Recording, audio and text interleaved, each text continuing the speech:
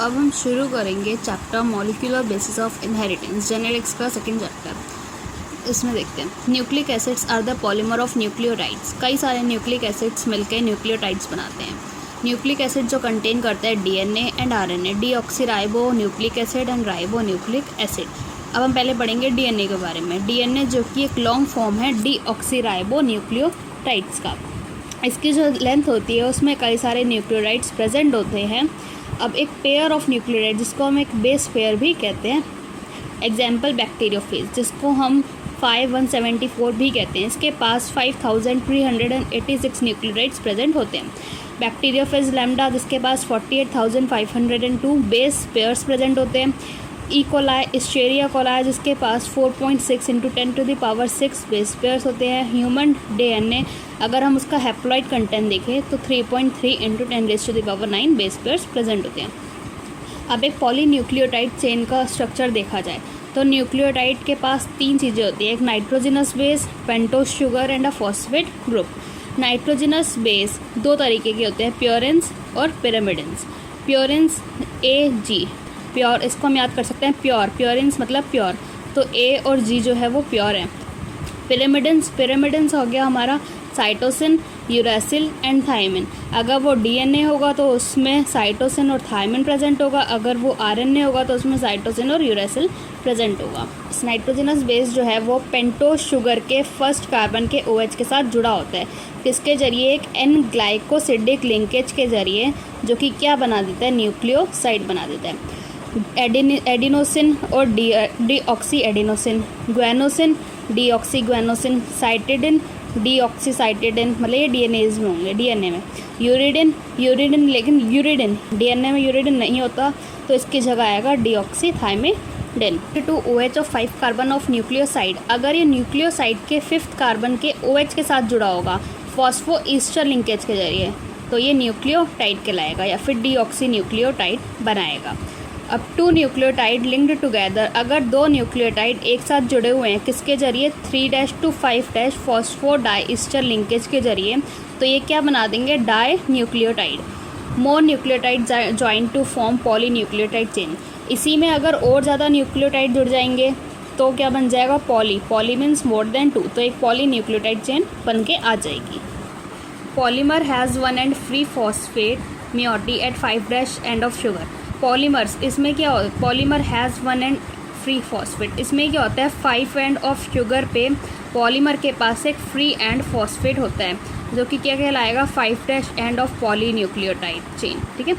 Eight other and, और एक दूसरे एंड पे sugar has free OH of 3' carbon, sugar के पास एक 3' कार्बन पे फ्री OH होता है जिसको क्या कहेंगे, 3' end ऑफ पॉलीन्यूक्लियोटाइड चेन। अब जो पॉलीन्यूक्लियोटाइड है उसका जो बैकबोन होता है वो बना होता है हमारा शुगर और फॉस्फेट्स से, जो कि एक नीट का PYQ है। न्यूक्लिक एसिड्स अगर लिंक्ड होंगे to sugar moiety projects from the backbone. In RNA every nucleotide residue has an additional OH group. In RNA में हर न्यूक्लियोटाइड के पास एक बचा हुआ एडिशनल OH ग्रुप होता है जो प्रेजेंट होता है उसके सेकंड पोजीशन पे राइबोस में। आरएनए के इसमें क्या है, uracil found at the place of thymine, thymine की जगह यूरेसिल पाया जाता है। थायमिन का दूसरा ही नाम है 5-methyl यूरेसिल। डीएनए एक एसिडिक सब्सटेंस है जो कि प्रेजेंट होता है न्यूक्लियस में। ये फर्स्ट आइडेंटिफाइड बाय, इसको सबसे पहले देखा गया था फ्रेडरिक मिश्र 1869 में, जिसको इसने नाम दे दिया था न्यूक्लिन। 1953 में जेम्स वॉटसन और फ्रांसिस क्रिक, इन्होंने क्या करा था, based on X-ray diffraction data produced by, किसके जरिए प्रोड्यूस्ड हुआ था, बाय मॉरिस विल्किंस और रोजालिंड फ्रैंकलिन। इन्होंने प्रपोज किया था एक सिंपल पर एक बहुत ही famous double helix model of structure of DNA. Main point, hallmark मतलब मेन पॉइंट, हॉलमार्क क्या था इसका, जो बेस पेयरिंग थी दो स्ट्रैंड्स के बीच में पॉलीन्यूक्लियोटाइड चेन्स की, वो किस पे बेस्ड थी, based on observation of Erwin Chargaff for DNA ratio between adenine and thymine, guanosine and cytosine are constant and equals 1। इसमें जो बेस पेयरिंग थी वो कॉम्प्लीमेंटरी थी एक दूसरे से। अगर if each strand forms a DNA act as a complement, हर एक डीएनए स्ट्रैंड बना रहा है तो वो टेम्पलेट की तरह एक्ट करेगा, किस चीज़ के लिए, for synthesis of new strands. अब ये जो 2 डीएनए हैं thus produced identical to the parent DNA molecule, ये जो 2 डीएनए बने हैं वो अपने पेरेंट डीएनए के आइडेंटिकल प्रोड्यूस्ड होंगे। बिकॉज ऑफ दिस, इसी की वजह से जो जेनेटिक इम्प्लीकेशन है ऑफ स्ट्रक्चर ऑफ डीएनए वो काफ़ी क्लियर होता है। अब कुछ सैलिएंट फीचर्स देखे जाएँ डबल हेलिक्स डीएनए के, तो वो है ये बना होता है 2 पॉलीन्यूक्लियोटाइड चेन का, जिसमें कि जो बैकबोन होती है वो होती है शुगर फॉस्फेट की, और जो बेसिस होते हैं वो अंदर की तरफ प्रोजेक्ट होते हैं। 2 चेन्स जो कि एंटी पैरेलल पोलैरिटी की होती हैं, जिसमें एक की पोलैरिटी होगी 5' to 3' और दूसरे की होगी 3' to 5'। तीसरा देखा जाए तो एडेनिन जो है वो थायमिन के साथ 2 हाइड्रोजन बॉन्ड से जुड़ा होगा और साइटोसिन ग्वानोसिन के साथ 3 हाइड्रोजन बॉन्ड से जुड़ा होगा। फोर्थ देखा जाए तो 2 चेन्स जो कि कॉइल्ड होती हैं राइट हैंडेड फैशन में, पिच ऑफ हेलिक्स जो है वो 3.4 नैनोमीटर होती है। इसमें रफली 10 बेस पेयर होते हैं हर एक टर्न में, और हर एक बेस पेयर के बीच की डिस्टेंस होती है 0.34 nanometre. Plane of one base pair checks over the other, this in addition to hydrogen bond confirms stability of helical structure. एक बेस पेयर का दूसरे बेस पेयर पे स्टैक होना ये प्रोवाइड करता है एडिशनल स्टेबिलिटी प्रोवाइड करता है हेलिकल स्ट्रक्चर को। फ्रांसिस क्रिक ने क्या करा था, उन्होंने एक सेंट्रल डोगमा प्रपोज किया था जिसने ये बताया था कि जो जेनेटिक इन्फॉर्मेशन है वो फ्लो करती है डीएनए से। ठीक है, अब डीएनए से डीएनए में करेगी तो उसको रेप्लिकेशन कहा जाएगा, डीएनए से एमआरएनए में करेगी तो उसको ट्रांसक्रिप्शन कहेंगे, एमआरएनए से प्रोटीन्स में करेगी तो उसको ट्रांसलेशन कहेंगे। वैसे ही फर्दर अगर एमआरएनए से वो रिवर्स जा रही है, एमआरएनए से वो डीएनए में जा रही है तो वो उसको रिवर्स ट्रांसक्रिप्टेस कहेंगे, जो कि कुछ वायरस में देखा गया जाता है। इसी प्रोसेस को हम कहते हैं central dogma. Packaging of DNA helix. DNA helix की अगर हम पैकेजिंग देखें तो लेंथ ऑफ डीएनए इसको कैसे करेंगे, total number of base pairs into distance between consecutive base pair कितने हैं इनटू बेस पेयर की डिस्टेंस कितनी है। अब जैसे देखा जाए तो total number of base pair कितने हैं, अगर हम ह्यूमन डीएनए का देखें डिप्लॉयड कंटेंट तो 6.6 × 10⁻⁹ बेस पेयर्स हुए, into distance between base pairs कितना हुआ 0.34 नैनोमीटर, तो वो लेंथ आएगी 2.2 metre. This length is far greater than the dimension of typical nucleus. अब जो एक न्यूक्लियस है उसकी होती है 10⁻⁻⁻6 मीटर, और ये जो हमारी लेंथ है ये डीएनए की ये बहुत ही ज़्यादा है इस न्यूक्लियस की डायमेंशन से। तो how is such a long polymer packed in a cell, तो इतना बड़ा लॉन्ग पॉलीमर एक सेल के अंदर कैसे पैक होता है। अब आता है अगर लेंथ ऑफ इक्वल डीएनए इतनी है तो नंबर ऑफ बेस पेयर्स कितने होंगे, तो हम इसी से यहाँ से फॉर्मूला निकाल लेंगे। नंबर ऑफ बेस पेयर्स निकालने हैं, लेंथ दी है, डिस्टेंस हमें पता है, तो length upon distance between consecutive base pairs से करके इतना मतलब नंबर ऑफ बेस पेयर्स आ जाएंगे। अब प्रोकैरियोट्स में देखा जाए तो such as E coli do not have a defined nucleus. E coli में देखा जाए तो उसके पास एक डिफाइंड न्यूक्लियस नहीं होता है। डीएनए जो कि स्कैटर्ड नहीं होता throughout the cell, DNA जो कि एक निगेटिवली चार्ज है वो कुछ प्रोटीन्स के साथ जुड़ा होता है, प्रोटीन्स जो कि पॉजिटिवली चार्ज होते हैं जिसको हम न्यूक्लियोइड कहेंगे। DNA in nucleoid is organised in large loops held by proteins. Nucleoid में जो डीएनए होता है वो कई सारे लार्ज लूप्स में हेल्ड होता है प्रोटीन्स के जरिए। अब अगर यूकैरियोट्स में देखा जाए तो ये मोर कॉम्प्लेक्स ऑर्गेनाइजेशन है। पॉजिटिवली चार्ज बेसिक प्रोटीन्स जिसको हम हिस्टोन प्रोटीन्स कहते हैं, proteins acquire charge depending upon abundance of amino acid residue with charged side chain। ये जो चार्ज होता है ये डिपेंड करता है कि उसमें कितना अमीनो एसिड, कौन सा अमीनो एसिड कितना अमाउंट में है। हिस्टोन्स जो कि रिच होते हैं बेसिक अमीनो एसिड्स में, लाइसिन और arginine. Both amino acid residue, दोनों अमीनो एसिड रेजिड्यू जो कि कैरी करते हैं पॉजिटिव चार्ज को उनकी साइड चेन्स में, हिस्टोन्स जो कि ऑर्गेनाइज्ड होता है to form a unit of 8 molecules जिसको हम हिस्टोन ऑक्टामर कहेंगे। अब निगेटिवली चार्ज्ड डीएनए जो है वो रैप्ड होता है पॉजिटिवली चार्ज हिस्टोन के अराउंड, तो एक ऑक्टामर फॉर्म करता है जिसको हम न्यूक्लियोसोम कहेंगे, जिसके पास 200 बेस पेयर होते हैं ऑफ डीएनए हेलिक्स। ये constituting repeating unit of structure in nucleus called chromatin. अगर न्यूक्लियोसोम एक कंस्टिट्यूट रिपीटिंग यूनिट स्ट्रक्चर बना रहा है न्यूक्लियस में तो उसको हम क्रोमेटिन कहेंगे, जो कि थ्रेड लाइक होता है, स्टेन्ड बॉडी होती है न्यूक्लियस में देखी जाती है। क्रोमेटिन में जो न्यूक्लियोसोम होते हैं वो कैसे दिखते हैं, such as beads on string, एक धागे में मोती की तरह दिखते हैं, जो कि देखा जाता है इलेक्ट्रॉन माइक्रोस्कोप में। अब हाउ मैनी बीट्स या फिर nucleosome present in a mammalian cell, तो वो हम कैसे काउंट करेंगे, total DNA divide by 200। Total DNA की लेंथ हुई 6.62 10⁻⁹ बेस पेयर अपॉन 200, तो ये अप्रॉक्स में आ जाएगा 30 मिलियन। तो beads on string in a chromatin packed to form chromatin fibre. Chromatin में जो बीट्स ऑफ स्ट्रिंग होते हैं वो इस तरीके से पैक्ड होते हैं कि वो क्या फॉर्म करेंगे, क्रोमैटिन फाइबर फॉर्म करेंगे, और वो फर्दर जब कॉइल्ड होंगे तो वो कंडेंस हो जाएंगे एक मेटाफेज स्टेज में, जिसको हम क्रोमोसोम कहेंगे। अब ये जो पैकेजिंग होती है हायर लेवल पे, ये कुछ additional sets of protein require करती है, जैसे जिसको हम कहेंगे नॉन हिस्टोन क्रोमोसोमल प्रोटीन।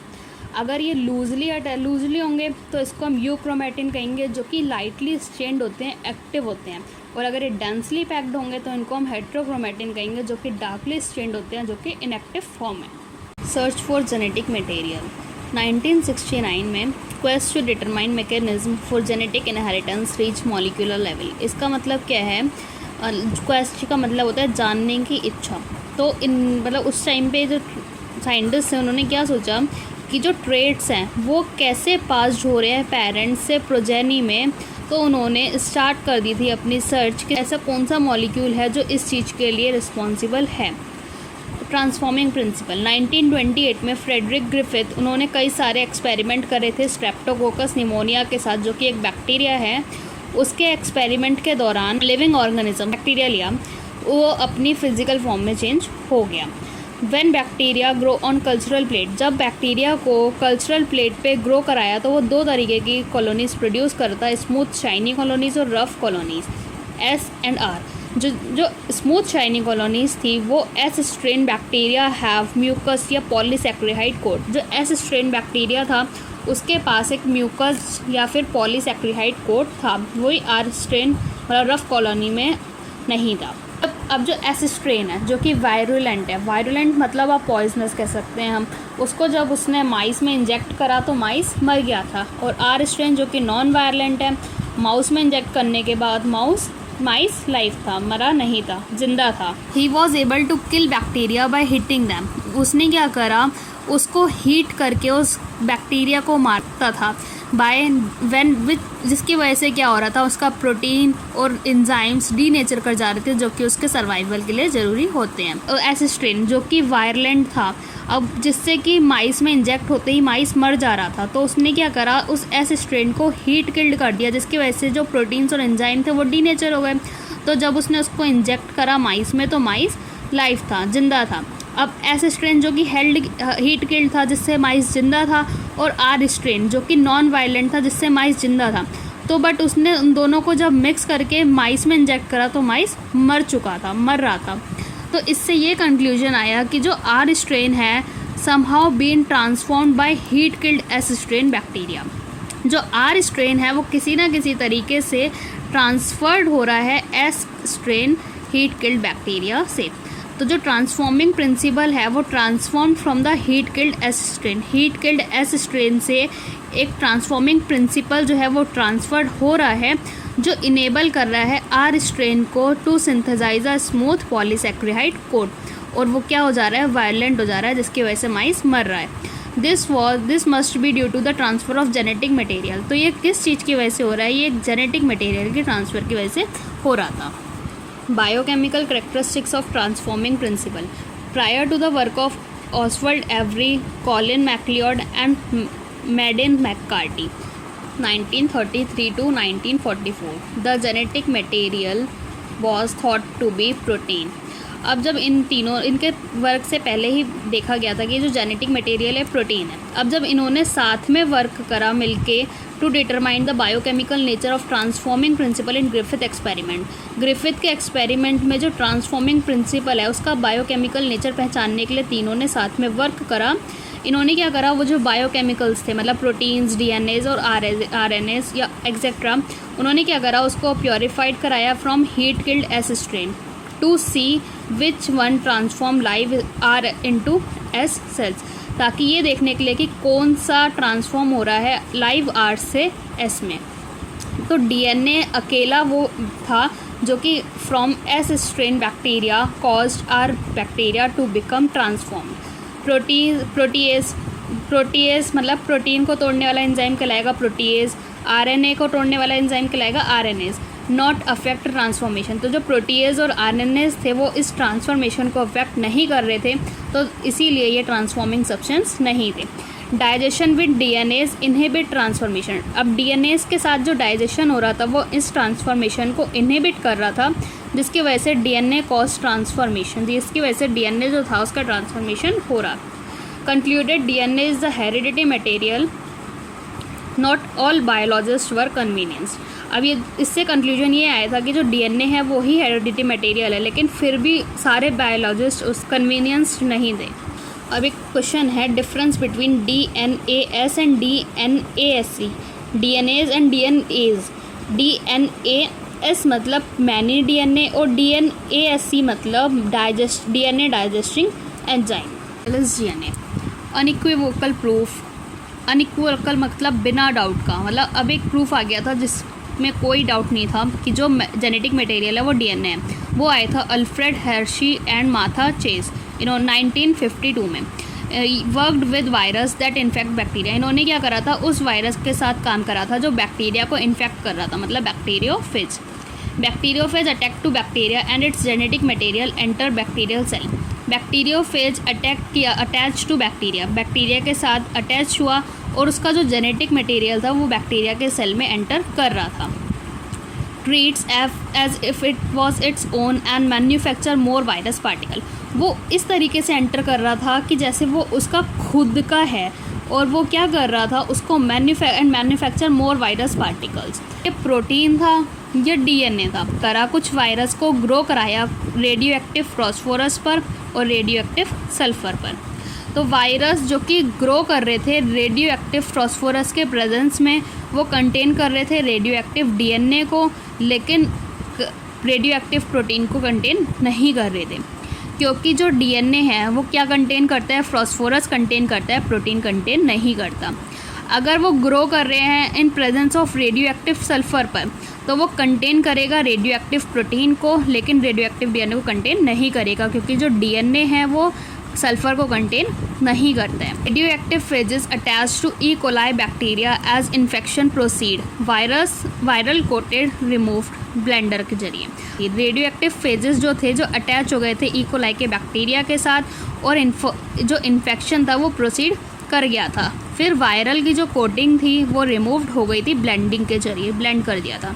अब जो वायरस पार्टिकल्स थे जो सेपरेटेड हो गए थे बैक्टीरिया से सेंट्रीफ्यूज के जरिए।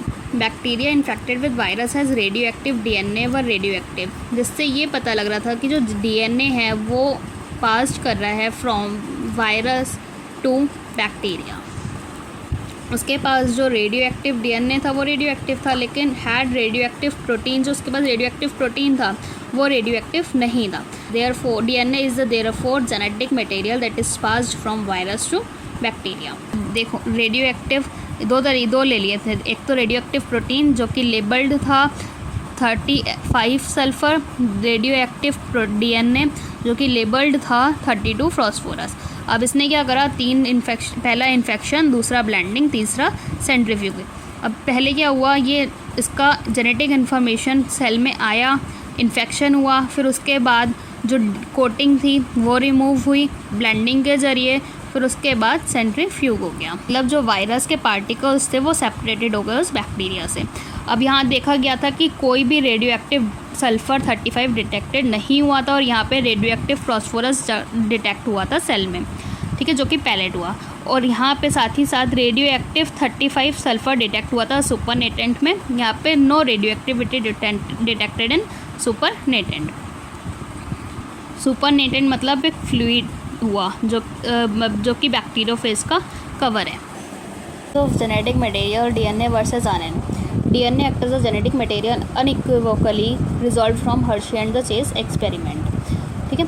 अब कुछ वायरस में जैसे कि आरएनए जो कि जेनेटिक मटेरियल होता है, जैसे कि tobacco mosaic virus, Q B bacteriophage etcetera, एक ऐसा मॉलिक्यूल जो एक्ट करेगा जेनेटिक मटेरियल की तरह, वो फुलफ़िल करे कुछ रिक्वायरमेंट्स, जैसे कि able to generate its replica, मतलब रेप्लिकेशन, जो कि डीएनए में भी होता है, आरएनए में भी होता है, प्रोटीन में नहीं होता।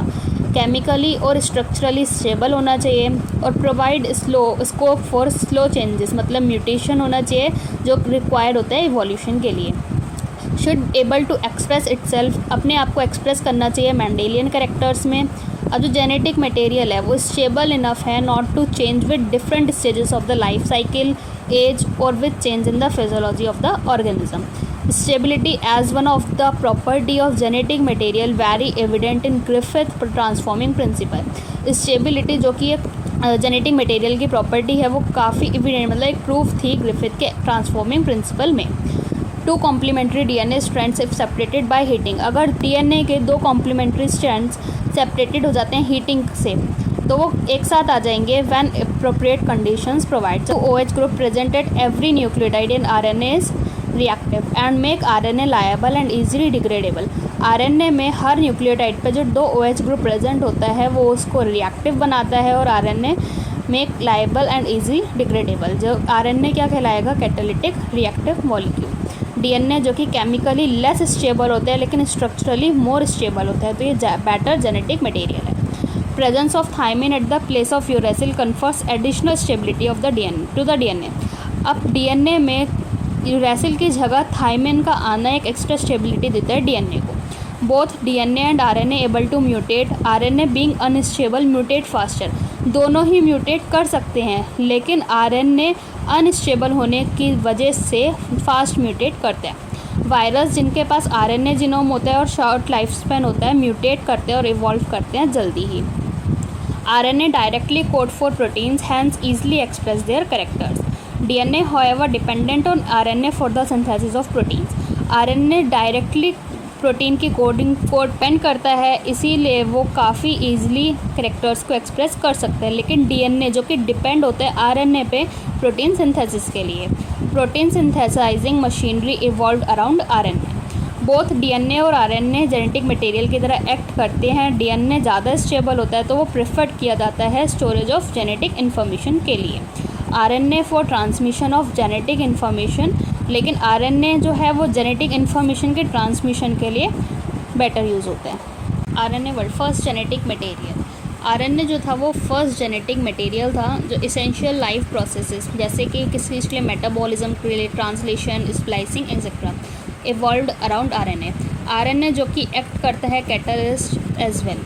In living system, some biochemical reaction catalyzed by RNA catalyst and not by the protein enzymes। Living system में भी कई बायोकेमिकल रिएक्शंस जो होती हैं वो RNA कैटलाइज्ड होती हैं, ना कि किसी प्रोटीन के एंजाइम से।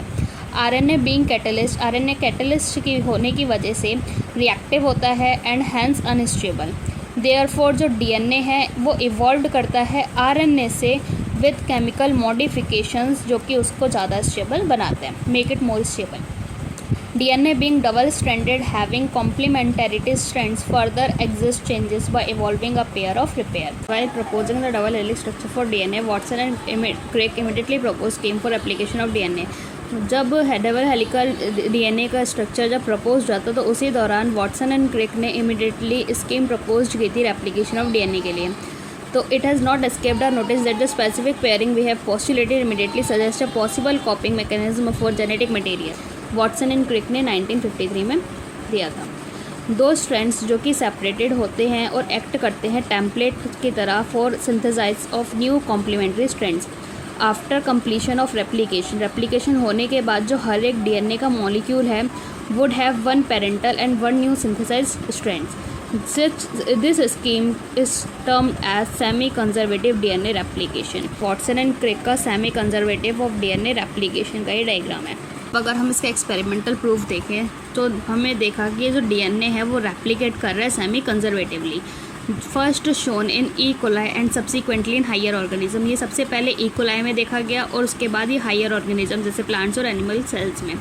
मैथ्यू मेल्सन और फ्रैंकलिन स्टर्ल जो थे उन्होंने कुछ एक्सपेरिमेंट परफॉर्म करे थे 1958 में। उन्होंने क्या करा, पहला उन्होंने ई कोलाई को ग्रो कराया एक मीडियम में जो कि कंटेन करता है NH4Cl, जो कि N जो था उसमें वो 15 था, नाइट्रोजन 15 जो कि एक हैवी आइसोटोप है नाइट्रोजन का। N15 incorporated into newly synthesized DNA as well as nitrogen containing compound। जो हैवी डीएनए था वो डिस्टिंग्विश था अपने नॉर्मल डीएनए से, मतलब अलग था कैसे, बाय सेंट्रीफ्यूगेशन, और उसको किससे किया था, सीजियम क्लोराइड से बाय डेंसिटी ग्रेडियंट। तो इसमें नाइट्रोजन 15 था, वो हैवी आइसोटोप था नाइट्रोजन का, लेकिन वो रेडियो एक्टिव नहीं था, जो कि अलग था N14 से उसकी डेंसिटी की बेस्ड पे। अब उसने क्या करा, उसको ट्रांसफ़र करा on cell into medium with normal N14 था NH4Cl। उसने क्या करा, took sample as cell multiplied and extracted DNA that remains as a double stranded helix. Various sample separated independently on caesium chloride gradient to measure density of DNA. कई सारे samples अलग अलग आ गए थे सीजियम क्लोराइड के gradient पर to measure density of DNA. अब डीएनए को एक्सट्रैक्ट किया उस कल्चर फर्स्ट जनरेशन से after the transfer N15 to N14। E coli जो है वो डिवाइड करता है 20 मिनट में, हैज़ हाइब्रिड और इंटरमीडिएट डेंसिटी, तो उसके पास एक हाइब्रिड या बीच की डेंसिटी थी, इंटरमीडिएट थी। अब जो डीएनए एक्सट्रैक्टेड है second generation after 40 minute, 40 minute के बाद जब डीएनए को एक्सट्रैक्ट किया तो वो कंपोज कर रहा था इक्वल अमाउंट हाइब्रिड डीएनए और लाइट डीएनए, तो लाइट डीएनए का और हाइब्रिड डीएनए का इक्वल अमाउंट आ रहा था। अब अगर एक क्वेश्चन देखा जाए कि ई कोलाई को ग्रो कराया 80 मिनट्स के लिए, तो उसकी लाइट की डेंसिटी क्या होगी और हाइब्रिड डेंसिटीज़ क्या होंगी, तो जो लाइट डेंसिटीज़ आएगी वो 87.5% आएगी और हाइब्रिड 12.5% आएगी। जैसे कि यहाँ देखते हैं, ये उसने लिया एक डीएनए जिसमें N15 लिया, ठीक है। अब उसको 20 मिनट बाद कराया तो ये 2 हो गए, फिर उसको फिर से 20 मिनट बाद कराया, मतलब उसके 40 मिनट बाद, ठीक है। तो क्या हो गया उसका फिर डबल, इसका डबल हो गया, ठीक, 2 से 4 हो गया, जिसमें क्या आया, इसमें ये N15 की थी, ठीक। अब N14 के साथ कराया, N15 को N14 के साथ कराया, तो एक N14 का, एक N15 का, एक N14 का और एक और N14 का। उसको any mistake during replication result in mutation. अब इस रेप्लिकेशन के दौरान कुछ भी मिस्टेक होती है तो वो किस में रिजल्ट हो जाती है, वो हो जाती है, उसका क्या हो जाता है, म्यूटेशन हो जाता है। रेप्लिकेशन जो कि काफ़ी एक्सपेंसिव प्रोसेस होता है। अब जो डीऑक्सी राइबो न्यूक्लियोटाइड ट्राइफॉस्फेट है उसका डुअल पर्पस होता है, ये एक्ट करता है सबस्ट्रेट की तरह और प्रोवाइड करता है एनर्जी फॉर पॉलीमराइजेशन रिएक्शन। अब इसमें जो टर्मिनल फॉस्फेट होते हैं उसके पास काफ़ी हाई एनर्जी फॉस्फेट होते हैं। DNA dependent DNA polymerase enzymes required for replication with high degree of accuracy. अब जो लॉन्ग डीएनए है जो उसमें 2 स्ट्रैंड सेपरेटेड नहीं होते, उसको क्या मतलब उसमें हाई एनर्जी की रिक्वायरमेंट होती है। रेप्लिकेशन जो कि अकर होता है with in small opening of DNA helix, जिसको हम रेप्लिकेशन फॉर्क कहेंगे। DNA dependent DNA polymerase catalyse करता है पॉलीमराइजेशन को एक ही डायरेक्शन में, जो कि है 5' to 3', जिसमें एक स्ट्रैंड होता है 3' to 5' जो कि कंटिन्यूस होता है, और जो दूसरा स्ट्रैंड होता है 5' to 3' जो कि डिसकंटिन्यूस होता है, टेम्पलेट स्ट्रैंड हो। DNA polymerase on their own can not initiate process of replication. DNA polymerase अपने आप से रेप्लिकेशन के प्रोसेस को शुरू नहीं कर सकता। Do not initiate randomly at any place in the DNA, और ना ही कहीं भी अपने आप शुरू कर सकते हैं। तो ये जो डिसकंटिन्यूस स्ट्रैंड्स होते हैं ये बाद में जाके जॉइंट हो जाते हैं डीएनए लाइगेज से। अब जो डेफिनेट रीज़न होता है एक ई कोलाई में जहाँ पे रेप्लिकेट ओरिजिन होता है, रेप्लिकेशन शुरू होती है, उसको हम कहते हैं ORI site, origin of replication. If need to propagate required vectors, अगर उसको फिर से प्रोपोगेट कराना है तो हमें कुछ रिक्वायर्ड वेक्टर्स की रिक्वायरमेंट होती है जो प्रोवाइड करते हैं ORI, ओरिजिन ऑफ रेप्लिकेशन। अब यूकैरियोट्स का अगर रेप्लिकेशन हो देखा जाए तो वो S फेज में होगा, replication of DNA cell and cell cycle division, जो कि हाईली कोऑर्डिनेटेड होते हैं, मतलब एक दूसरे से जुड़े हुए होते हैं। Failure in cell division after DNA replication, अगर डीएनए रेप्लिकेशन के दौरान सेल डिवीजन फेल हो जाए तो वो रिजल्ट हो जाता है पॉलीप्लॉइडी में, जो कि क्रोमोसोमल एबनॉर्मली है। अब जैसे कि अगर हम एप्लीकेशन फॉर्क का डायग्राम देखें तो एक ये स्ट्रैंड है जो कि कंटिन्यूस है, जो कि 3' to 5' है, और डिसकंटिन्यूस जो कि 5' to 3' है, जो कि टेम्पलेट डीएनए पेरेंटल स्ट्रैंड, ठीक है। तो ये जो 3' to 5' है ये कंटिन्यूस स्ट्रैंड है, और ये 5' to 3' जो कि डिसकंटिन्यूस स्ट्रैंड है, और ये एक न्यूली सिंथेसाइजिंग स्ट्रैंड्स आ गए यहाँ पे, ठीक है। इनको हम क्या कहते हैं, ओकाजाकी फ्रेगमेंट्स। ट्रांसक्रिप्शन देखें तो ट्रांसक्रिप्शन क्या होता है, process of transforming information from one strand of DNA to RNA, ठीक है। तो ये हर डीएनए में नहीं होता। अगर ये प्रोकैरियोट्स में होगा तो ये साइटोप्लाज्म में होगा, यूकैरियोट्स में होगा तो ये न्यूक्लियस में होगा। अब इसमें जो एडेनिन होता है वो बेस पेयर होता है विद यूरेसिल, थायमिन से नहीं होता, क्योंकि आरएनए में ट्रांसफर इन्फॉर्मेशन हो रही है तो आरएनए में थायमिन नहीं होता। जैसे कि रेप्लिकेशन में क्या हो रहा था, पूरा का पूरा डीएनए डुप्लीकेट हो रहा था, लेकिन ट्रांसक्रिप्शन में क्या होगा, सिर्फ डीएनए का एक सेगमेंट या फिर सिर्फ एक स्ट्रैंड एमआरएनए में कॉपी होगा। आई नॉट बोथ कॉपीड, दोनों के दोनों स्ट्रैंड्स कॉपी क्यों नहीं होते?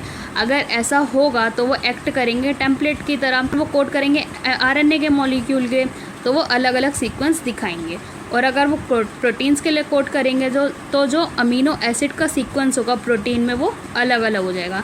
तो इसीलिए एक सेगमेंट जो है वो कोड करता है 2 डिफरेंट प्रोटीन्स के लिए।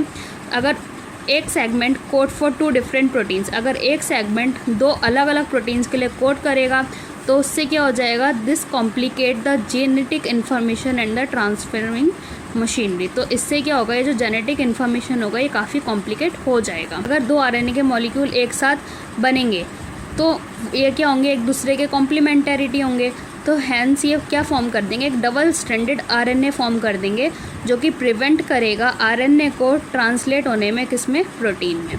And exercise of transcription would be futile one, और जो ये बनेगा ये एक वेस्ट प्रोसेस कहलाएगा, इसीलिए नहीं होते। अब ट्रांसक्रिप्शन यूनिट, इसके पास 3 रीजन्स होते हैं डीएनए में, promoter, structural gene and a terminator. DNA के पास 2 स्ट्रैंड्स होते हैं अपोजिट पोलैरिटी के, जिसमें डीएनए डिपेंडेंट आरएनए पॉलीमरेज जो होता है वो कैटलाइज करता है पॉलीमराइजेशन को एक डायरेक्शन में, जो कि है 5' to 3'। 3' जिसकी है 3' to 5', वो हमारा टेम्पलेट स्ट्रैंड है, जिसकी 5' to 3' है वो हमारा कोडिंग स्ट्रैंड है। कोडिंग स्ट्रैंड के नाम में लग रहा है कि कोडिंग है, लेकिन ये किसी भी चीज़ के लिए कोड नहीं करता है। तो coding strand all reference made with this, हर कोई रेफरेंस इस कोडिंग स्ट्रैंड के साथ ही लिया जाता है। जैसे कि टेम्पलेट स्ट्रैंड का अगर 3' to 5' का है ATGC, तो कोडिंग स्ट्रैंड का जो 5' to 3' होगा तो एडेनिन के साथ थायमिन, थायमिन के साथ एडेनिन, ग्वानिन के साथ साइटोसिन, साइटोसिन के साथ ग्वानिन।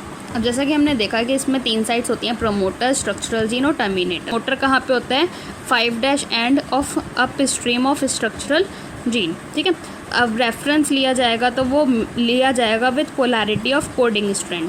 अब switching P and T position, अगर हमें प्रोमोटर और टर्मिनेटर की पोजीशन को स्विच कर दूं, उल्टा कर दूं, इसको इधर ले जाऊं, इसको उधर ले जाऊं, तो दोनों स्ट्रैंड्स भी क्या हो जाएंगे, रिवर्स हो जाएंगे।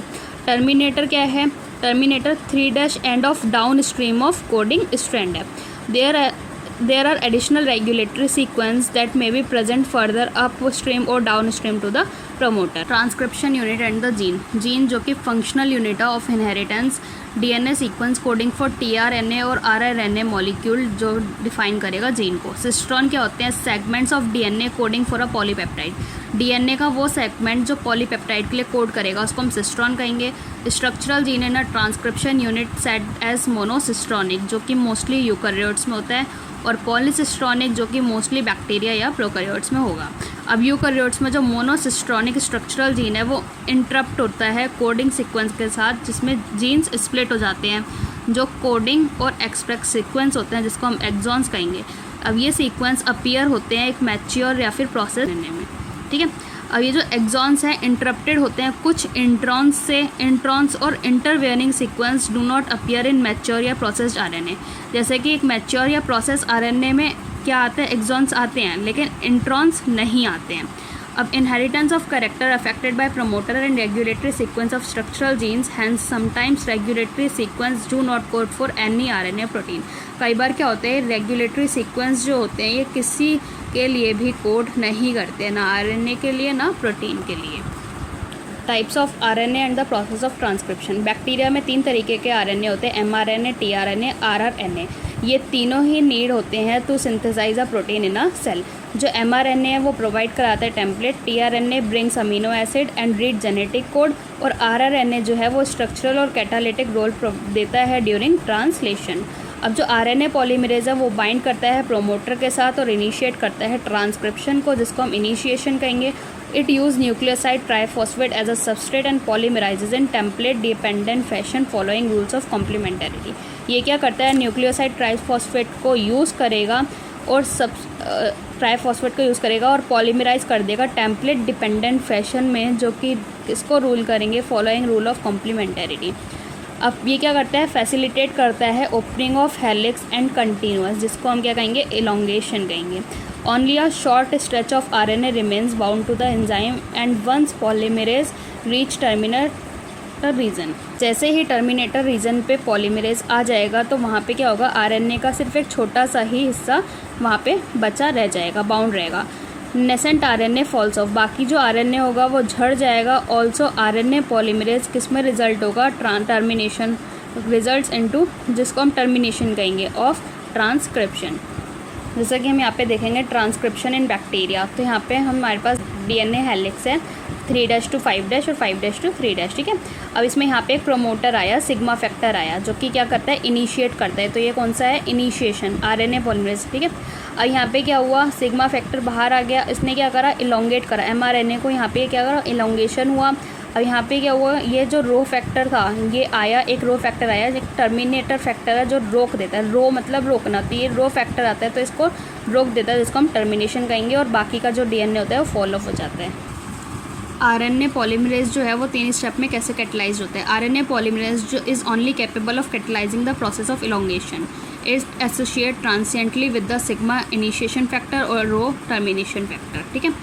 अब इसमें क्या होता है, बैक्टीरिया में अगर देखा जाए तो since mRNA do not require any process to become active, mRNA को कुछ भी नहीं चाहिए एक्टिव होने के लिए, and also transcription and translation takes place in the same compartment, और साथ ही साथ जो ट्रांसक्रिप्शन और ट्रांसलेशन होता है वो एक ही जगह होता है, no separation of cytosol and nucleus in bacteria.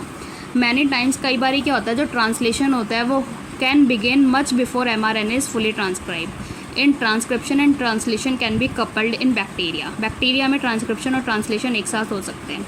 अब यूकैरियोट्स में देखा जाए तो हमारे पास 2 एडिशनल कॉम्प्लेक्सिटीज़ होती हैं, at least 3 polymerase in nucleus, clear cut division of लेवर, जिसमें आरएनए पॉलीमरेज 1 जो कि ट्रांसक्राइब करते हैं आरआरएनए को 28S, 18S, 5.8S, RNA polymerase 3 जो कि करता है टीआरएनए को 5S, आरआरएनए को, और एसएनआरएनए स्मॉल न्यूक्लियर आरएनए को, और आरएनए पॉलीमरेज 2 जो कि प्रिकर्सर है ऑफ एमआरएनए, एचएनआरएनए जो कि हेट्रोजीनियस न्यूक्लियर आरएनए है।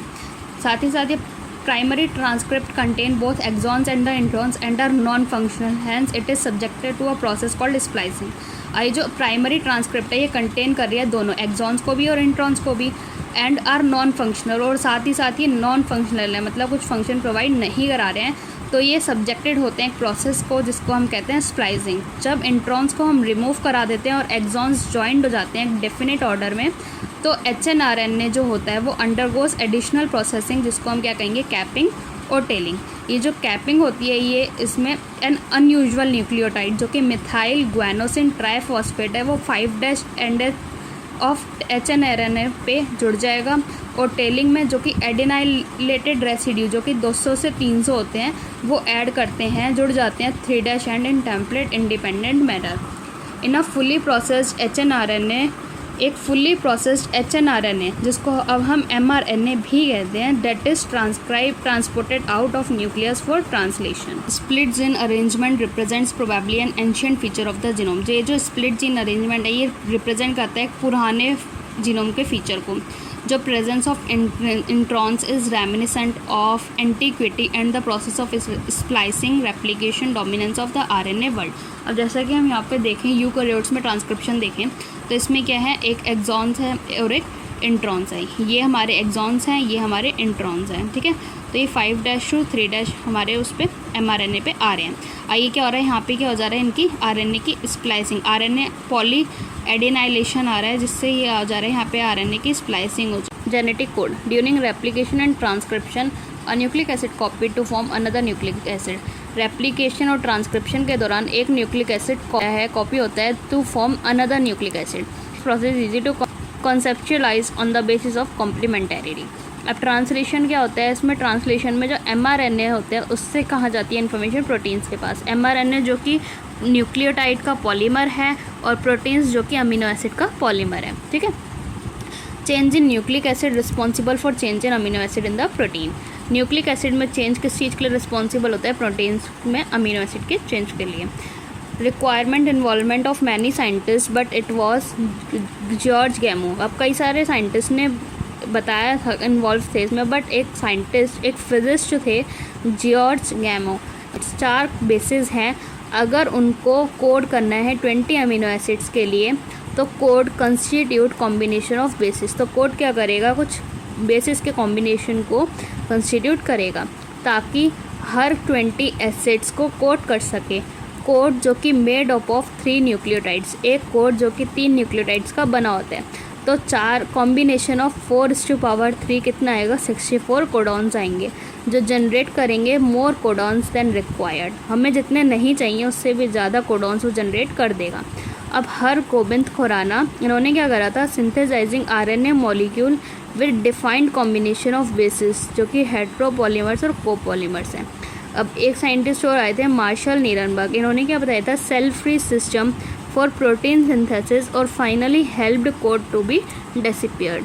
Where Ochoa enzyme polynucleotide phosphorylase जो कि हेल्पफुल है in polymerising RNA with defined sequence in template independent manner जो कि एंजाइमेटिक सिंथेसिस ऑफ आरएनए है। और यहाँ पे देखा गया UGAC और इधर भी लिख दिया UCAG। तो यहाँ पे हमारे पास कुछ इतने अमीनो एसिड्स हैं, codons for the various amino acids. ये हमारे कोडॉन्स हैं जो कि अमीनो एसिड को कोड कर रहे हैं, ठीक है। अब कुछ सैलिएंट फीचर्स अगर हम देखें जेनेटिक कोड का, कोडॉन ट्रिपलेट होता है जिसमें 61 कोड करते हैं अमीनो एसिड के लिए, बाकी 3 जो होते हैं वो स्टॉप कोडॉन होते हैं। कुछ अमीनो एसिड कोड होते हैं बाय मोर देन 1 कोडॉन, उसको हम डीजनरेट कहते हैं। Codons read in mRNA in a contiguous fashion, no punctuations, लगातार बढ़े जाते हैं बिना किसी रुकावट के। ये नियरली यूनिवर्सल होते हैं, मतलब बैक्टीरिया टू ह्यूमन हर जगह अप्लाई होंगे, ठीक है।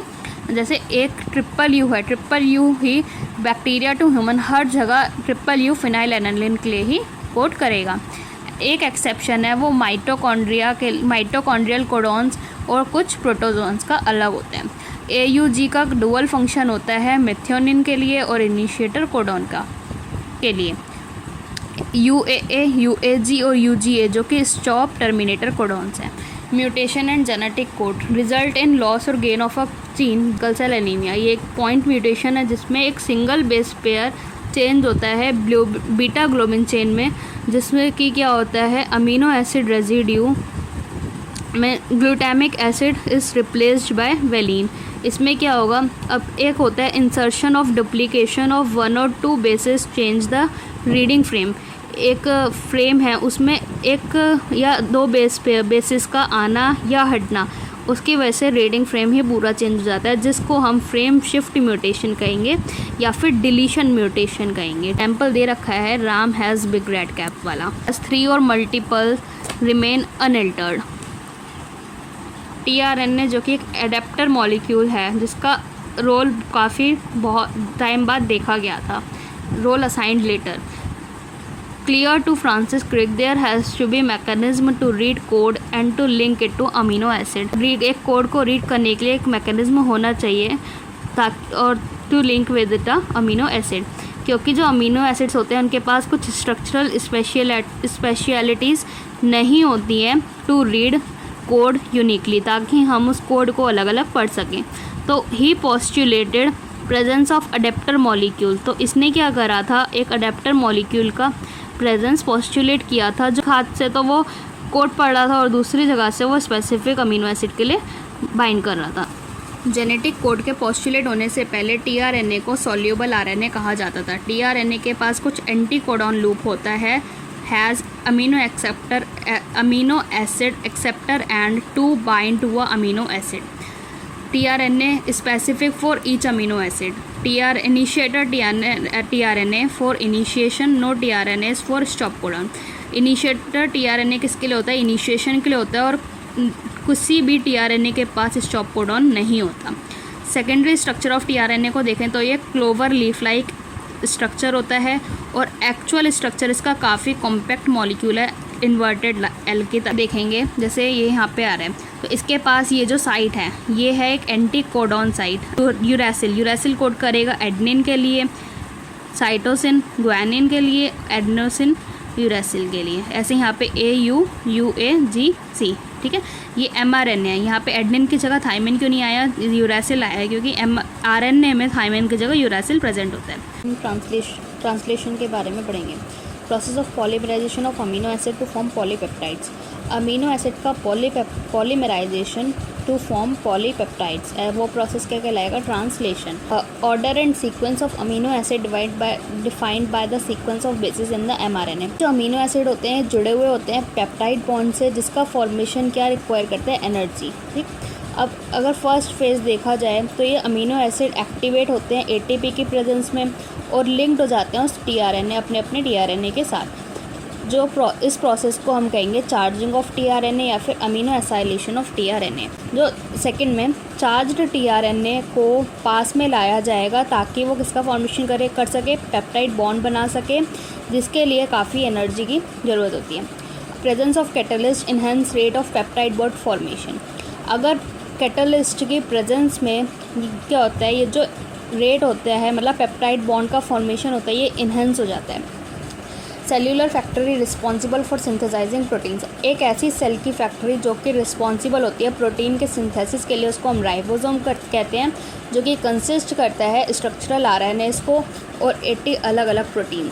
राइबोसोम जो है वो अपनी इनएक्टिव स्टेज में 2 सब यूनिट कंटेन करता है, एक स्मॉल सब यूनिट, दूसरी लार्ज सब यूनिट। स्मॉल सब यूनिट जो है वो इनकाउंटर करती है as mRNA। The process of translation of mRNA to protein begins. फिर जो ट्रांसलेशन का प्रोसेस होता है mRNA के ट्रांसलेशन का प्रोटीन्स में, ठीक है, वो शुरू हो जाता है।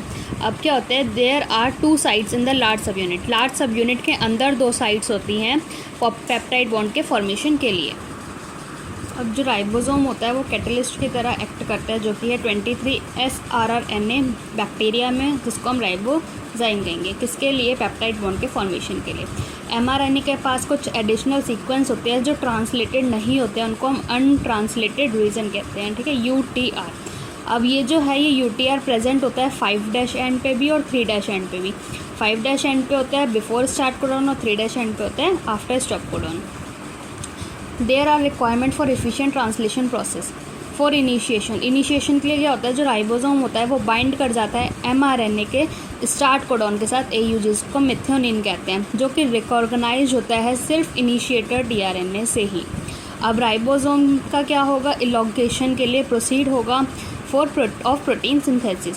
ड्यूरिंग दिस स्टेज, इस स्टेज के दौरान जो complex composed of amino acid होंगे, जो अमीनो एसिड के कॉम्प्लेक्स होंगे वो किस चीज़ से लिंक्ड करेंगे, tRNA के साथ, और बाइंड कर जाएंगे अपने एप्रोप्रिएट कोडॉन में mRNA में, by forming complementary base pair with tRNA anticodon. By forming क्या बनाएगा, वो एक कॉम्प्लीमेंटरी बेस पेयर बनाएगा tRNA के एंटीकोडॉन के साथ। राइबोसोम क्या करेगा, कोडॉन से कोडॉन मूव करेगा mRNA के अलोंग। एक अमीनो एसिड एडेड 1 by 1। अब अमीनो एसिड एक एक करके ऐड होगा, जो कि ट्रांसलेटेड होगा एक पॉलीपेप्टाइड सीक्वेंस में, जो कि डिक्टेटेड होगा बाय DNA और जो रिप्रेजेंटेड होगा बाय mRNA। अब एंड में क्या होगा, एक रिलीज फैक्टर बाइंड कर जाएगा स्टॉप कोडॉन के साथ, terminating translation and releasing complete polypeptide from ribosome.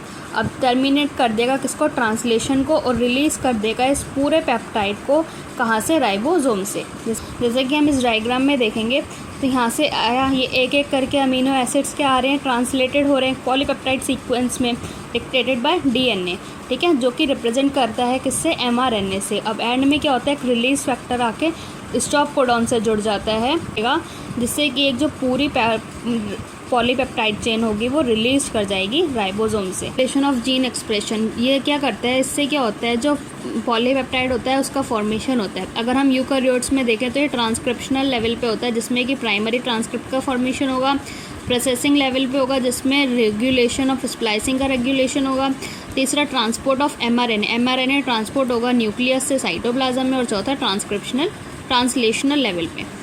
Jeans in all cells perform particular or a set of function. Cells में जो जीन है वो एक पर्टिकुलर या फिर एक सेट ऑफ फंक्शन परफॉर्म करेंगे। जैसे कि हम एंजाइम लें बीटा गैलेक्टोसाइडेज, जो कि सिंथेसाइज्ड है किससे, ई कोलाई से।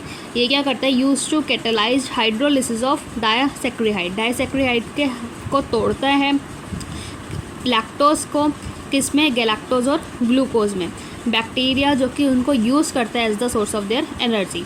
बैक्टीरिया लैक्टोज नहीं बनाता, बैक्टीरिया के पास लैक्टोज नहीं होता है एज अ एनर्जी सोर्स, ठीक है। तो no longer require synthesis of enzyme of beta galactosidase, तो इसके पास कोई भी आगे और ज़रूरत नहीं होती इस एंजाइम को सिंथेसाइज कराने के लिए। सिंपल टर्म में कहें तो इट इज़ अ मेटाबॉलिक या फिर फिजियोलॉजिकल या फिर एक इन्वायरमेंटल कंडीशन है जो कि रेगुलेट कर रही है जीन के एक्सप्रेशन को। प्रोट्स में जो control rate of transcriptional initiation is predominant site for control of the gene expression. Transcription unit में क्या होगा, अब activity of RNA polymerase at promoter is regulated by the interaction with accessory proteins.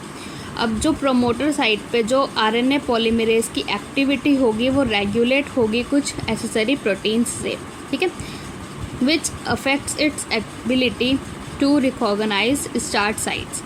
This regulatory proteins act both positively. अब ये जो regulatory proteins होते हैं ये एक्ट करते हैं पॉजिटिवली की तरह, जिनको हम एक्टिवेटर्स कहेंगे, निगेटिवली की तरह तो उनको हम रिप्रेसर कहेंगे, ठीक है। अब ये जो the accessibility of promoter region of prokaryotic DNA in मैग्निक is regulated by the interaction of proteins, जिनको हम ऑपरेटर्स कहेंगे। Operator regions is adjacent to promoter element in most operon. कई सारे ऑपरॉन में प्रमोटर की जगह ऑपरेटर रीजन्स होते हैं, and in most case operator bind with the repressor protein. और कई केसेस में क्या होता है, ये जो ऑपरेटर होता है ये प्रोटीन रिप्रेसर के साथ ही बाइंड कर जाते हैं। Each operon has a specific operator and specific repressor. Operon के पास अपना अपना स्पेसिफिक ऑपरेटर होता है और स्पेसिफिक रिप्रेसर होते हैं। Operator is present only in the lac operon. जैसे कि हम अगर एग्जांपल देखें तो लैक ऑपरेटर सिर्फ और सिर्फ लैक ऑपरॉन में होता है और ये इंटैक्ट करता है specifically with the lac operon only. Operon genetics Francis Jacob and biologist Jacob Monod. एक जेनेटिक्स थे जैकब और बायोकेमिस्ट थे मोनार्ड। इन्होंने क्या करा, ये पहले थे to elucidate transcriptionally regulated system. Lac मतलब हमारा लैक्टोज, पॉलीसिस्टोनिक स्ट्रक्चरल जीन जो कि रेगुलेटेड होती है कुछ कॉमन प्रमोटर और रेगुलेटरी जीन से। सच अरेंजमेंट जो होता है, ऐसा ही अरेंजमेंट जो है वो कॉमन होता है बैक्टीरिया में, जिसको हम कहते हैं ऑपेरॉन, ठीक है। जैसे हमारे पास कुछ एग्जांपल्स हैं, लैक ऑपेरॉन, टीआरपी ऑपेरॉन, ओरा ऑपेरॉन, हिज एपेरॉन, वेल एपेरॉन एक्सेट्रा। अब लैक एपेरॉन की बात हम करें तो उसमें एक रेगुलेटरी जीन होती है आई जीन और 3 स्ट्रक्चरल जीन होती है जेड, वाई और ए। आई का मतलब यहाँ पे इंड्यूसर नहीं है, ये जो है वो डिराइव करता है किससे, इनहिबिटर से। अब आई जो है वो कोड करता है for repressor of lac operon. Z gene जो है वो बीटा गैलेक्टोसाइडेज बीटा गैल जो हाइड्रोलिसिस करती है डायसैकेराइड को, लैक्टोज को, उसकी मोनोमेरिक यूनिट्स में जो कि है ग्लूकोज और गैलेक्टोज। अब वाई जीन जो है वो परमिएस के लिए करता है जो कि इंक्रीज़ करता है permeability of cell to beta galactosidase, और ए जीन जो कि इनकोड्स करता है ट्रांस एसिटाइलेज। ये जो तीनों जीन प्रोडक्ट हैं ये रिक्वायर होते हैं लैक्टोज के मेटाबॉलिज्म के लिए। Lactose is substrate for enzyme beta galactosidase and regulate switching on end of of the operon, जिसको हम इंड्यूसर कहेंगे। लैक्टोज क्या है, सबस्ट्रेट है उस एंजाइम के लिए बीटा गैलेक्टोसाइडेज के लिए जो कि रेगुलेट करता है ऑपेरॉन की स्विचिंग ऑन और ऑफ के लिए, जिसको हम इंड्यूसर कहते हैं। In the absence of glucose, if lactose is provided in the growth medium of bacteria, lactose is transported into cells through action of permease. Very low level of expression of lac operon has to be present all the time, otherwise lactose cannot enter cells.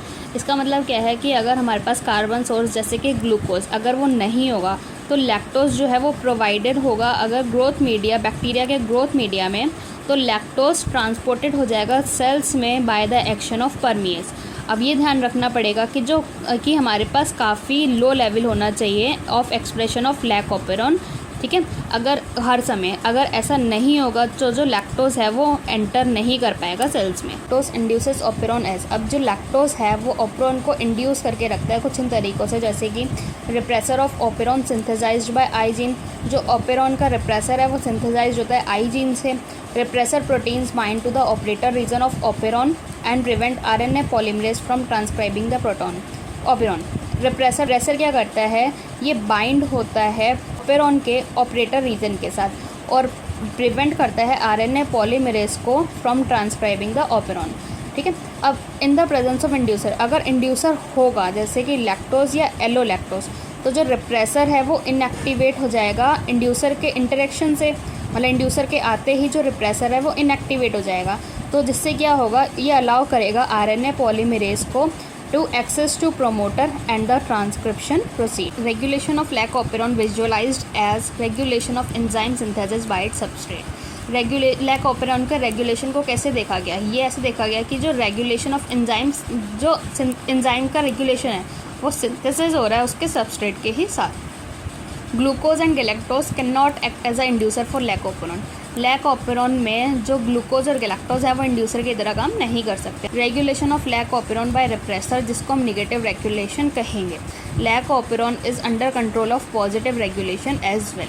अगर हम in the absence of inducer के absence में क्या होगा, ये repressor operator के साथ जाके बाइंड कर जाएगा and prevent RNA polymerase from transcribing the operon. आ गया प्रेजेंस ऑफ इंड्यूसर के प्रेजेंस में क्या होगा, ये जैसे यहाँ पे इंड्यूसर आ गया, अब रिप्रेसर के साथ क्या हुआ, इंड्यूसर आके जुड़ गया तो ये इनएक्टिवेट हो गया, जिसकी वजह से यहाँ पे क्या हुआ, ट्रांसक्रिप्शन हो गया। Project HGP sequencing of bases in DNA that determines genetic information of the giving organism। DNA में जो कि बेस सीक्वेंस होता है जो डिटरमाइन करता है गिवन ऑर्गेनिज्म के जीन के इन्फॉर्मेशन को। ये लॉन्च हुआ था 1990 में, जो कि एक मेगा प्रोजेक्ट था ह्यूमन जीनोम, जिसके पास अप्रॉक्सीमेटली 3 × 10⁹ बेस पेयर होते हैं। जो रिक्वायर कॉस्ट ऑफ सीक्वेंसिंग थी वो $3 पर बेस पेयर थी, तो जो टोटल आता है वो अप्रॉक्स $9 बिलियन आता है। If stored in the form of book, अगर हम इस इंफॉर्मेशन को एक बुक में स्टोर करें तो हर एक पन्ना 1000 लेटर्स का कंटेन करेगा और हर एक बुक जो कि 1000 पन्ने कंटेन करेगी। तो ऐसी 3300 बुक्स रिक्वायर होंगी to store information of DNA from single human cell. एक सिंगल ह्यूमन सेल की जो DNA की इंफॉर्मेशन होगी उसको स्टोर करने के लिए 3300 बुक्स रिक्वायर होंगी। अब ह्यूमन जीनोम प्रोजेक्ट जो कि क्लोजली एसोसिएटेड है with the development of new areas in biology, जिसको हम बायो इन्फॉर्मेटिक्स कहते हैं। गोल्स ऑफ HGP क्या करता है, आइडेंटिफाई करता है उन सारी 20,000 से 25,000 जीन्स को। ये डिटरमाइन करेगा 3 बिलियन बेस पेयर के सीक्वेंस को जो कि एक ह्यूमन DNA बनाता है।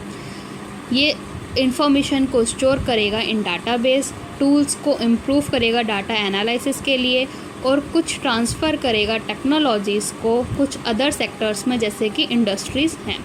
ये एड्रेस करता है कुछ एथिकल, लीगल और सोशल इश्यूज़ को। Ethical, legal and social issues ELSI जो कहाँ से अराइज़ होंगी, कुछ प्रोजेक्ट से अराइज़ होती हैं। ये 13 ईयर प्रोजेक्ट है जो कि 1990 से 2003 तक चला था, जो कि कोऑर्डिनेटेड था by US department of energy and national institute of health. अब कुछ देखा जाए तो ह्यूमन जीनोम प्रोजेक्ट के अर्ली ईयर्स के दौरान जो वेलकम ट्रस्ट था वो एक मेजर पार्टनर बन गया था जो UK था, और कुछ अदर कंट्रीब्यूशंस रहा था कुछ कंट्रीज़ का, जैसे कि Japan, France, Germany, China and other. DNA sequence जो कि लीड करता है understanding of natural capabilities, solving challenges in health care, agricultural, energy production, environmental remediation. कुछ नॉन ह्यूमन मेड ऑर्गेनिजम्स थे जैसे बैक्टीरिया, ईस्ट, कैनियोहैबिटाइस एलिगेंस जो कि एक free living non pathogenic nematode है। ड्रोसोफिला जैसे फ्रूट फ्लाई हो गया, प्लांट्स में जैसे कि राइस और एरिडोप्सिस है जो कि सीक्वेंस्ड होते हैं। मेथडोलॉजीज़ इसके लिए देखा जाए तो 2 मेजर अप्रोच हैं। पहली, ये फोकस करता है टू आइडेंटिफाइंग ऑल जीन्स जो कि एक्सप्रेस्ड हैं as RNA, express sequence test ESTS। Other जो कि लुक देखता है to blind approach of sequencing, बिना देखे एक अप्रोच करता है उन सीक्वेंस को करने की होल सेट ऑफ जीनोम, उन जीनोम को सीक्वेंस करने की जो कंटेन करते हैं कोडिंग और नॉन कोडिंग सीक्वेंस को, जिनको हम लेटर असाइन कर देते हैं डिफरेंट रीजन सीक्वेंस में, जिसको हम सीक्वेंस एनोटेशंस कहेंगे। अब उस सीक्वेंसिंग के लिए जो पूरा DNA होगा उसको आइसोलेट किया जाएगा सेल से और उसको उसके छोटे छोटे रैंडम फ्रेगमेंट्स में काटा जाएगा जो क्लोन्ड होगा उसके सिटुएबल होस्ट में, जो कि वेक्टर्स को यूज़ करके किया जाएगा। क्लोनिंग से क्या होगा, एम्प्लीफिकेशन होगा जो कि वो फर्दर सीक्वेंस्ड होगा। अब कुछ कॉमनली यूज्ड होस्ट हैं जैसे कि बैक्टीरिया और ईस्ट, और वेक्टर जैसे कि bacterial artificial chromosome, yeast artificial chromosome. Fragments sequenced using automated DNA sequence work on the principle developed by Frederick Sanger also credited method of determination of amino acid sequence in protein. Frederick Sanger ने एक develop किया था एक principle को जिसने fragment sequence थे using automated DNA sequence. ये इसको और क्रेडिट किया गया था उससे जो इसने क्या करा था, अमीनो एसिड सीक्वेंस को प्रोटीन में डिटरमाइन किया था. Then argued based on overlapping regions present in them, और उसमें जो ओवरलैपिंग रीजन्स थे उनको आर्ग्यू करा था. अलाइनमेंट ह्यूमनली नॉट पॉसिबल, ये ह्यूमनली द्वारा पॉसिबल जो कि नहीं था. ये sequence were sequentially annotated and assign to each chromosome, हर एक क्रोमोसोम को असाइन किया जा रहा था सीक्वेंस ऑफ क्रोमोसोम 1 जो कि लास्ट में सीक्वेंस हुआ था, जो कंप्लीट हुआ था ओनली इन May 2006. अब इसका जो दूसरा टास्क था वो था assigning genetic and physical map on genome generated using information of polymorphism of restriction endonuclease recognition site and some repetitive DNA known as microsatellite. अब इसका दूसरा टास्क क्या था, ये असाइन कर रहा था जेनेटिक और फिजिकल मैपिंग को एक जीनोम में जो जनरेटेड हो रहा था यूजिंग इंफॉर्मेशन ऑफ पॉलीमॉर्फिज्म किससे, of restriction endonuclease recognition site और कुछ रिपीटेटिव डीएनए सीक्वेंस जिनको माइक्रोसैटेलाइट कह रहे हैं. अब ह्यूमन जीनोम के कुछ सैलिएंट फीचर्स देखें तो ये कंटेन करता है 3164.7 मिलियन न्यूक्लियोटाइड बेसिस. अब एवरेज जीन जो कि 3000 बेसिस होते हैं जिसका साइज़ वेरी करता है ग्रेटली. लार्जेस्ट जीन जो कि डिस्ट्रोफिन जीन है जिसके पास 2.4 मिलियन बेसिस होते हैं. टोटल जीन 30,000 जो कि काफ़ी कम है पहले के 80,000 से 1,40,000 जीन्स, जो ऑलमोस्ट ऑल जैसे जो कि 99.9% जीन है जो एग्जैक्टली सेम है न्यूक्लियोटाइड बेसिस में. Almost all 99.9% exactly same nucleotide basis, लगभग सारे जो कि 99.9% हैं उनका एग्जैक्टली सेम न्यूक्लियोटाइड बेस होता है. फंक्शन अनोन होता है over 50% of discovered genes. Less than 2% of genome जो कि कोड करता है प्रोटीन्स के लिए. रिपीटेड सीक्वेंस लार्ज पोर्शन, ये इसमें क्या होता है, स्ट्रेचेस ऑफ डीएनए सीक्वेंस जो रिपीटेड होते हैं 100 से 1000 टाइम्स तक. नो डायरेक्ट कोडिंग फंक्शंस, इनका कोई डायरेक्ट कोडिंग फंक्शन नहीं होता. क्रोमोसोम 1 जिसके पास मोस्ट जीन्स होती हैं 2968 और क्रोमोसोम Y जिसके पास बहुत कम होती हैं, सबसे कम होती है 231. Identified 1.4 million locations where single base DNA difference occurs in human. इसमें 1.4 मिलियन लोकेशंस आइडेंटिफाई की गई थी जहाँ पे एक सिंगल डीएनए डिफरेंस आ रहा था ह्यूमंस में. उसको हम सिंगल न्यूक्लियोटाइड पॉलीमॉर्फिज्म्स कहते हैं या फिर स्निप्स भी कहते हैं. DNA fingerprinting 99.9% base sequence among human same. Humans में जो 99.9% बेस सीक्वेंस होता है वो सेम होता है. Difference in sequence of DNA make individual unique in phenotypic appearance. वो जो डिफरेंस होता है उस सीक्वेंसिंग में डीएनए की जो उस इंसान को उसके फिनोटाइपिक अपीयरेंस से अलग करता है, यूनिक बनाता है. Identifying different in some specific regions, जो कि रिपीटेटिव डीएनए है क्योंकि एक स्मॉल स्ट्रेच ऑफ डीएनए जो कि काफ़ी टाइम्स रिपीटेड होता है. This DNA separated from bulk genomic DNA, इसको उस मेजर डीएनए से बल्क डीएनए से अलग किया जाता है as different peaks during density gradient centrifugation. और कुछ अदर स्मॉल पीक्स जिसको हम सैटेलाइट डीएनए कहते हैं वो डिपेंड ऑन बेस पोजीशन या लेंथ ऑफ सेगमेंट या फिर नंबर ऑफ रिपीटेटिंग यूनिट. अब सैटेलाइट डीएनए जो कि माइक्रो होती है और मिनी होती है. This sequence do not code for any proteins, ये किसी प्रोटीन्स के लिए कोड नहीं करती but form larger portion of human genome. This shows high degree of polymorphism, लेकिन क्या करती हैं, एक large portion of human genome के लिए करती हैं, जो कि क्या दिखाता है, एक हाई डिग्री ऑफ पॉलीमॉर्फिज्म जो कि डीएनए फिंगरप्रिंटिंग का बेसिस है. डीएनए हर एक टिश्यू से जैसे कि saliva, bone, blood, hair etcetera जो कि क्या शो करेंगे, same degree of polymorphism show करेंगे. Become useful identification tool in forensic application, ये फॉरेंसिक एप्लीकेशन में काफ़ी यूज़फुल टूल माना जाता है. As polymorphism inheritable from parents to children, जैसे कि जो पॉलीमॉर्फिज्म है वो कहाँ से इनहेरिटेड होता है, पेरेंट्स से चिल्ड्रन में जाता है. DNA fingerprinting basis of paternity testing. DNA fingerprinting क्या बताता है, पैटर्निटी टेस्टिंग को, जैसे कि कि कोई बच्चा है तो वो किसके मतलब उसके पेरेंट्स कौन है ये बताएगा, ठीक है। पॉलीमॉर्फिज्म जो कि वेरिएशन है जेनेटिक लेवल पे, ये basis of genetic mapping and DNA fingerprinting है जो अराइज होता है म्यूटेशन की वजह से। न्यू म्यूटेशन जो कि सोमैटिक या फिर जर्म सेल है, in germ cell mutation do not impair individual ability to have offspring spread to other members of population। Allylic sequence variation ये डिस्क्राइब्ड होता है डीएनए पॉलीमॉर्फिज्म जिसमें मोर देन वन वेरिएंट जो कि allele हैं at locus occur within a frequency of more than 0.01। If inheritable mutation observed in population at high frequency, अगर ये inheritable होगा तो ये जो म्यूटेशन है ये देखा जाएगा पॉपुलेशन में एक हाई फ्रिक्वेंसी की तरह, जो कि रेफर्ड किया जाएगा as DNA polymorphism. Such variation observed in non coding DNA sequence would be higher as mutation. Variety of different type of polymorphism ranging from single nucleotide chains to a very large scale। Techniques of DNA fingerprinting initially developed by, जो ये DNA fingerprinting की technique थी वो सबसे पहले develop की गई थी बाय एलेक्स जेफरे।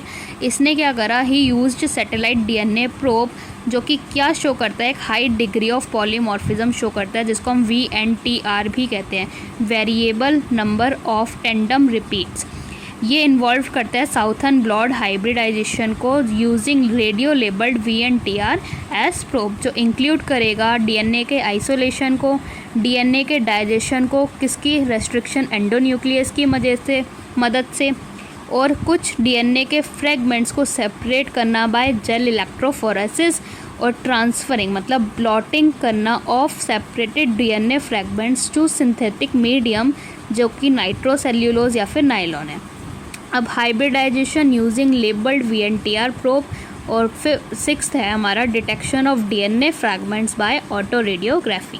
VNTR जो कि बिलोंग करता है मिनी सैटेलाइट से, इसमें स्मॉल डीएनए जो अरेंज्ड होते हैं tandemly in many copy number, ये कॉपी नंबर जो है वो वैरी करता है क्रोमोसोम से क्रोमोसोम तक। अब इसमें number of repeat show high degree of polymorphism जिसका साइज़ होता है 0.1 to 20 किलोबाइट KB। अब मोनोजाइगोटिक ट्विंस जो होते हैं इनका सेम होता है डीएनए फिंगरप्रिंटिंग, ठीक है DNA.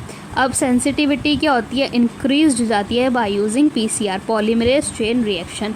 Many different probes are used to generate DNA fingerprinting. DNA fingerprinting को जनरेट करने के लिए अलग अलग प्रोब्स यूज़ किए जाते हैं, जैसे कि हम एक क्राइम सीन है C और A है और B है, तो हमें पता लगाने कि जो क्राइम सीन हुआ है वो A ने करा है या B ने करा है। तो हम उसमें कुछ क्रोमोसोम्स ले लेंगे तीनों के और हम उसको चेक कर लेंगे, तो ये जिसके साथ भी हमारा मैच करेगा, मतलब उसके पास हमने देखा कि उसने जैसे जिस भी चाकू से मारा था तो उस चाकू के पास उसके चाकू में उसके हाथ के फिंगरप्रिंट्स आ जाएंगे, तो उन दोनों के लेके उसको मैच कराया तो वो इससे मैच कर रहा था, मतलब ये जो है वो उसने ही क्राइम कराया है।